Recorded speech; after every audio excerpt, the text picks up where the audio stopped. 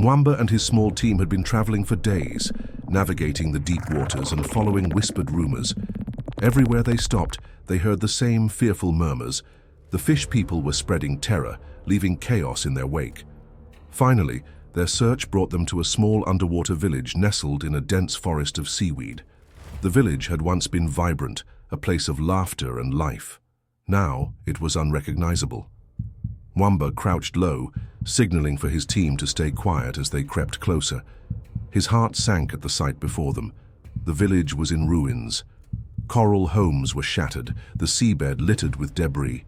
Seaweed drifted through the water like ghostly ribbons, and the villagers, those who were still alive, were being herded into crude cages made of jagged bones and coral. Mwamba clenched his fists as he took in the carnage.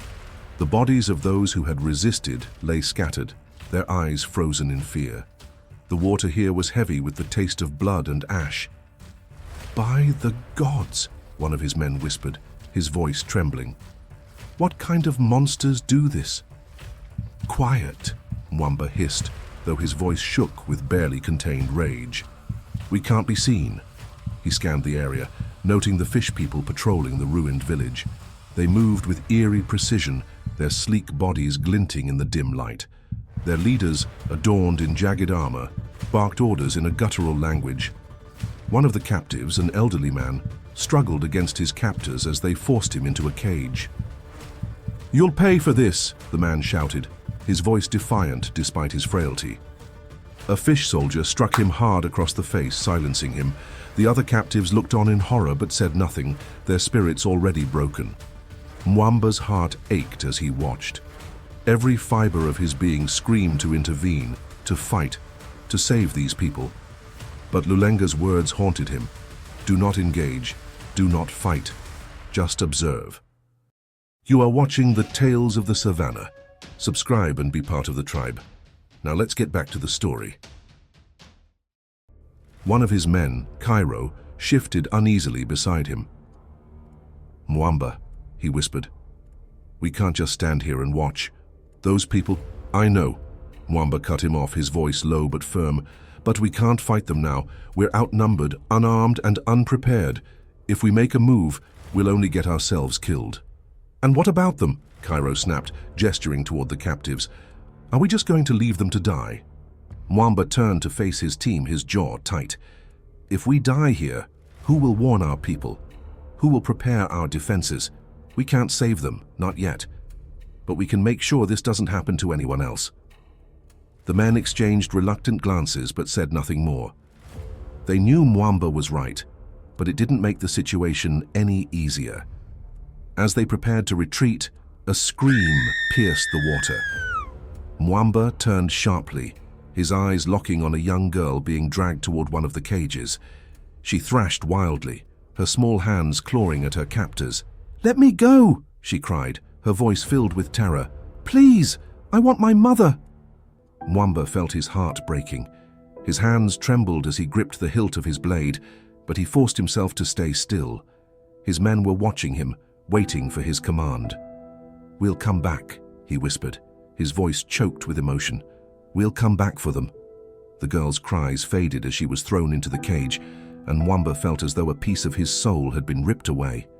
He turned to his men, his face grim. "Let's move," he said. They slipped away quietly, retreating through the seaweed forest. The journey back was silent, the weight of what they had witnessed hanging heavily over them. As they swam, Mwamba's mind raced. The fish people weren't just attacking. They were expanding, claiming territory and enslaving entire villages. Between their stronghold and Lulenga's kingdom lay countless villages and kingdoms, all vulnerable to the same fate. They had to prepare. If the fish people reached their shores, it would be worse than anything they could imagine. The fish people were merciless, and their growing boldness meant only one thing: war was inevitable. Lulenga sat at the head of the council chamber, his expression impassive as the advisors discussed the kingdom's future. The room was heavy with the weight of their voices, but Lulenga's thoughts were far away, tangled in the storm of his private worries. Finally, one of the elders spoke sharply. "Your Majesty," the elder said, his voice cutting through the room, Your daughter Kitapo's hand in marriage has been asked for. Again. What is the delay? Rumors of war are spreading, and alliances could mean survival for our people. Why do you hesitate? Lulenga shifted in his seat, the weight of their stares pressing against him. He knew they were right, but that did not make their words easier to hear. I am still considering the options, he said, his tone firm but quiet. Consider quickly, Your Majesty, another elder said pointedly. For some things cannot be delayed. Time is not on our side. Before anyone could say more, the chamber doors burst open.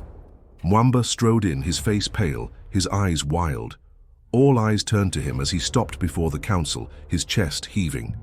Your Majesty, Mwamba began, his voice trembling with urgency. I have returned from the waters to the east. The rumors are true. A hush fell over the room as Mwamba continued. I've seen it myself. The fish people. They've attacked villages to the east, razing them to the ground. They are taking captives, destroying everything in their path. Their numbers are growing and they are merciless. If we do not act, it will only be a matter of time before they reach our shores. Gasps rippled through the chamber. One elder rose to his feet, his face grave. This confirms what we feared, he said. The threat is real, and we are unprepared. Your Majesty, we need alliances now more than ever. If we do not strengthen our ties with other kingdoms, we will be overrun. Another elder stood. Your Majesty, this is more than just about alliances. We've spoken to you before about the need for an heir. Without an heir, we are vulnerable. If something happens to you, our people will have no leader. Chaos will follow. Lulenga's jaw tightened. He had heard this argument before, and every time it left him feeling cornered. Kitapo cannot inherit the throne, the elder continued. She will be married off to another kingdom, as is tradition, and no woman has ever ruled here. Without an heir, our people will be left vulnerable. You must marry, Your Majesty. It is your duty, just as your father understood before you.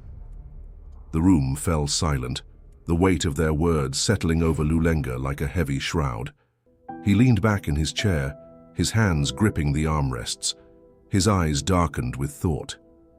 If only Kitapo understood, he thought bitterly. Her struggles are mine, though she does not see it. She thinks I do not care, but I know the weight of duty all too well. His thoughts drifted to Akina, the only woman he had ever truly considered building a future with. But that was a lifetime ago, and he had wronged her. Maybe he could ask her for another child, a boy this time, a business deal, one that is mutually beneficial. No, she would never agree to that. She was married now. Still, the idea lingered. Perhaps I should ask. Lulenga had sought comfort elsewhere throughout the years, but nothing had ever felt right. His heart had been tied to Kitapo, his only child, and his greatest joy. He had poured everything into raising her, perhaps too much. People whispered that he spent too much time with her, but she was all he had. And now, the council demanded a marriage and an heir. The silence in the chamber grew unbearable as the elders waited for his response. Lulenga looked at them and finally he spoke. Very well, he said, his voice calm but resigned. It shall be as you have said. The elders exchanged satisfied nods, their tension easing. But Lulenga's mind churned with unease. As the council dispersed, he sat alone in the quiet chamber, staring at the flickering light. He could not shake the feeling that he had just set something in motion, something that could not be undone. When Mwamba saw Kitapo, he rushed to her, wrapping her in a tight embrace. Relief flooded through him, but his chest tightened at the memory of the girl he had seen being dragged away by the fish people. That girl's screams had haunted him, her resemblance to Kitapo making the moment unbearable. Now seeing Kitapo alive and safe felt like a fragile gift. Okay, what's gotten into you? Kitapo asked, smiling as she pulled back. Nothing, Mwamba said quickly, his voice shaky. I'm just happy to see you. Kitapo tilted her head, eyeing him curiously but said nothing. Instead, her expression brightened. Well, you'll be even happier to know I've made progress on something important. Progress? On what? Mwamba asked, confused. Kitapo's voice dropped slightly as she leaned closer. The investigations I told you about. I think I've uncovered something. Mwamba froze, his stomach churning. Investigations? Kitapo, what are you talking about? Remember I told you Nyala said my mother might be alive? She said, her voice brimming with excitement. Well, I followed my father the other day. He was talking to a woman at the edge of the river. I couldn't see her face clearly, so I took the elixir and followed her into the village. Mwamba's heart raced as her words sank in. You what? He asked, his voice low and tense. I followed her, Kitapo repeated, undeterred by his tone. And you won't believe this. She's Chipo's mother. You remember Chipo, don't you? My friend from the market? Mwamba's mind spun. His worst fears were coming true. He had warned Lulenga to leave Akina alone, to avoid stirring up the past. Now Kitapo was neck-deep in secrets that could unravel everything. Kitapo, he said carefully, what exactly did you see? Not enough. That's why I need another vial of the elixir. I don't know for sure if this woman is my mother, but why else would my father be meeting with her? He doesn't interact with many humans, especially women. It's strange, isn't it? Mwamba hesitated, his mind racing. He needed to steer her away from this, but he could see the fire in her eyes.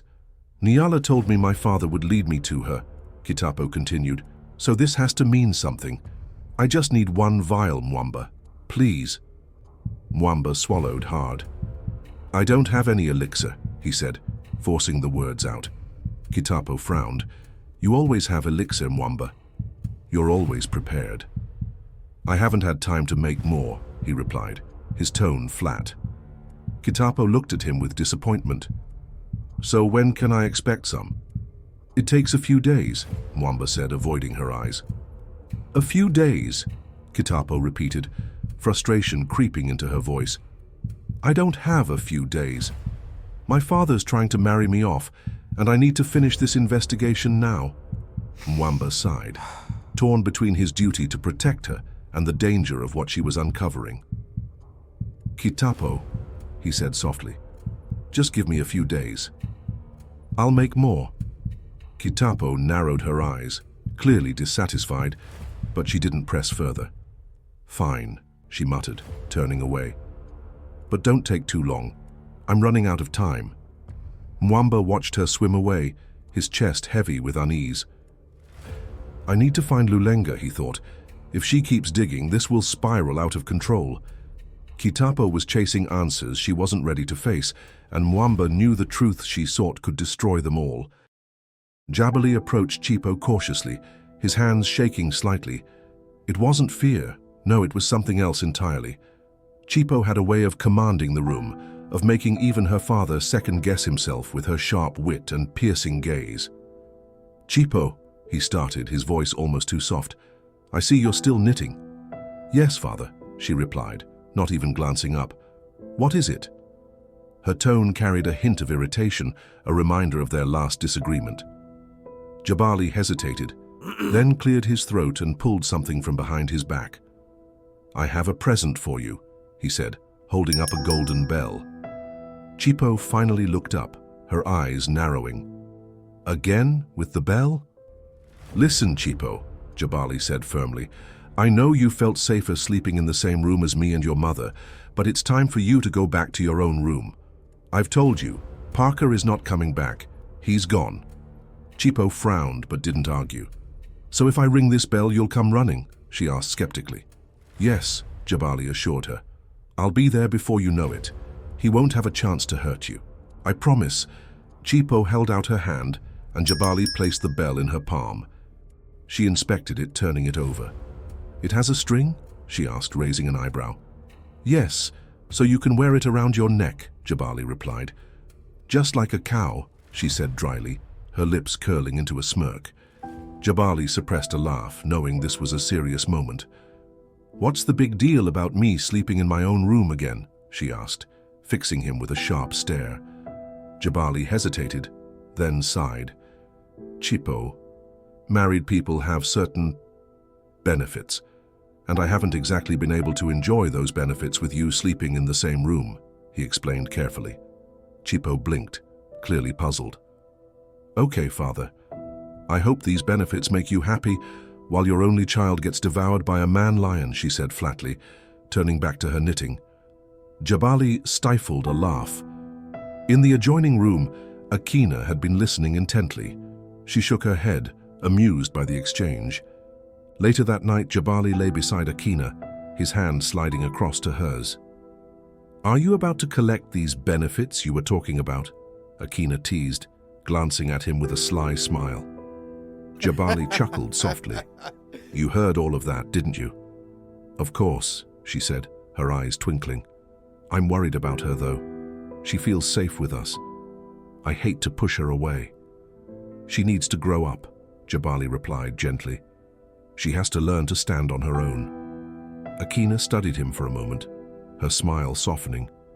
You're right, but I'll still miss having her close. Jabali leaned closer, kissing her lightly. But something about the moment felt strange to Akina, as if her heart was pulled in two directions. Jabali was the man she loved, the man who had been by her side through everything. But there was a shadow, a memory of another, Lulenga. What is it? Jabali asked, noticing her hesitation. Nothing, she said quickly, forcing a smile. Are you sure? He pressed gently.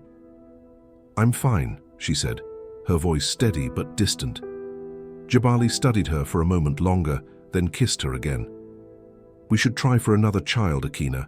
Don't you think it's time? He said, his voice low and sultry. Akina froze. She had vowed not to have another child after Lulenga, and then Chipo came, and now she was being asked to have another. Look, Akina, he said softly, noticing she had become tense. I'm not saying now. It's just a thought. But before he could go further, a faint sound broke through the quiet. It was the bell. It's Chipo, Jabali said, sitting up instantly. He listened again. There it was, the soft but distinct chime of the golden bell. Without a second thought, he jumped out of bed and rushed to her room. He burst through the door with such force that it splintered on its hinges. Chipo! He shouted. Where is he? Where is he? Chipo sat calmly on her bed, her knitting still in her hands. She looked up at her father with a bemused expression. That's very impressive, father, she said coolly. You really can get here in a flash. Jabali's eyes darted around the room. Where is he? He demanded, his voice sharp. Chipo smirked. I was just testing the bell, she said casually, and clearly it works. Her gaze shifted to the door. You broke my door, by the way. Jabali stared at her, torn between anger and laughter. Chipo, you can't ring that bell unless you're in danger, he scolded, though his tone was more exasperated than stern. Well, she said with a shrug, I can't sleep here with a broken door. Looks like I'll have to sleep with you and Mother tonight. Jabali sighed, running a hand over his face. Fine, he said, just for tonight. But tomorrow, I'm fixing this door, and you're staying in your own room. Chipo grinned, sliding off the bed and following him back to their room. Akina raised an eyebrow as they entered. She did it on purpose, didn't she? Jabali nodded, a faint smile on his lips. Akina laughed softly, pulling Chipo into bed between them. For now, they were all together again, and in that moment it felt right. As Akina drifted off to sleep, Lulenga appeared in her dream. His presence was as vivid as ever, his voice calm yet insistent. I need to see you tomorrow, he said, his tone leaving no room for argument. She wanted to say no, to push him away, but something about the urgency in his voice stopped her. And then, just as suddenly as he had appeared, he was gone, leaving her alone in the restless silence of her dreams. And with that, my dear tribe, we come to the end of another thrilling episode in our Mermaids, Lions and Witches series. I hope you enjoyed it as much as I did. The fish people have proven to be a very real and dangerous threat, with Mwamba delivering a sobering report on the harsh realities of their growing dominance. Meanwhile, the council has put immense pressure on Lulenga, demanding an heir to secure the future of the kingdom. On the other hand, Jabali came close to securing the benefits he sought, but Chipo remains a formidable obstacle in his path. And let's not forget the impending meeting between Akina and Lulenga. What will come of it? My question of the week is, do you think Lulenga should arrange a meeting between Kitapo and Akina? Will Akina come to terms with the reality that she gave birth to a mermaid? Now that Jabali is growing suspicious, should he uncover the truth about the relationship between Akina and Lulenga? Or would this revelation shatter his heart into pieces? Let me know your thoughts in the comments below. The saga continues. Stay tuned, tribe. Want to support the channel and become an even bigger part of our tribe? You can join for as little as the cost of a coffee each month. Your support helps me continue creating the content you love, but of course, just having you here is already more than enough. Thank you for being part of this journey. To those of you who have already joined the tribe, thank you from the bottom of my heart. You are truly the heartbeat of this channel. And as always, thank you for watching our story, and we hope you enjoyed it. What lessons did you draw from this story? Share your thoughts with us in the comments below. Don't forget to subscribe and be part of the tribe. Thank you for watching The Tales of the Savannah. We will see you next time in the Savannah.